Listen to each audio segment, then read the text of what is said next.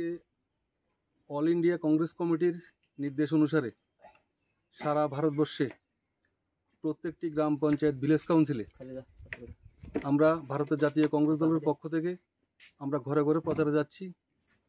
আমাদের যে দাবি দাওয়াগুলো আপনারা জানেন, ভারতীয় জনতা পার্টির সরকার 2014 সনে সরকার আসার আগ মুহূর্তে ভারতের ঋণের পরিমাণ ছিল 52 লক্ষ কোটি টাকা, কিন্তু 10 বছর দেখা গেল সেটা আজকে 2,10,000 কোটি টাকা আমরা আজকে ঋণেই আছি ভারত সরকার। পাশাপাশি আমাদের যে দাবি, ভারতীয় জনতা পার্টির সরকারে আসার পরে ভারতবর্ষে বিভিন্ন রকমের বিভাজনের রাজনীতি শুরু করেছে।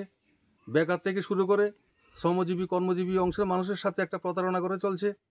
এই রাজ্যের সরকারও ওনারা প্রতিশ্রুতি দিয়েছিল রেগার 340 টাকা আমাদের মজুরি দেওয়া হবে, 200 দিনের কাজ দেওয়া হবে, বেকারদের কর্মসংস্থান হবে, বছরে 50,000 চাকরি হবে, কিন্তু দেখা গেল সেগুলো আজকে সব ভুয়া পরিণত হয়ে গেছে।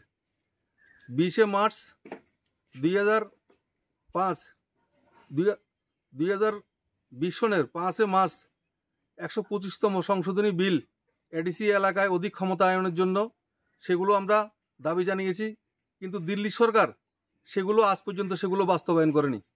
পাশাপাশি এই ত্রিপুরা রাজ্যে নারী নির্যাতন, ভাইয়ে ভাইয়ের মধ্যে বিভেদ, কর্মসংস্থানের অভাব, এই সমস্ত ব্যাপারে আমরা আজকে মানুষের বাড়িয়ে বাড়িয়ে যাচ্ছি। আমরা মানুষকে বোঝাতে চেষ্টা করছি এই যে সরকার, এই সরকার কোনো গরিব শ্রমজীবী মেহনতি মানুষের পক্ষে নয়। আমরা তাই আগামী দিনে ত্রিপুরা রাজ্যের প্রত্যেকটি ঘরে ঘরে আমরা যাব। আজকে দক্ষিণ জেলার 60টি বিধানসভা কেন্দ্রে একযোগে, পাশাপাশি সারা ত্রিপুরা রাজ্যের প্রত্যেকটি বিধানসভা কেন্দ্রে আমাদের আজকের এই ডোর টু ডোর প্রোগ্রাম। আমরা ব্যাপকভাবে মানুষের সাড়া পাচ্ছি। মানুষ চাইছে এই যে অথর্ব সরকার, এই সরকার থেকে মুক্তি পাওয়ার জন্য। ধন্যবাদ।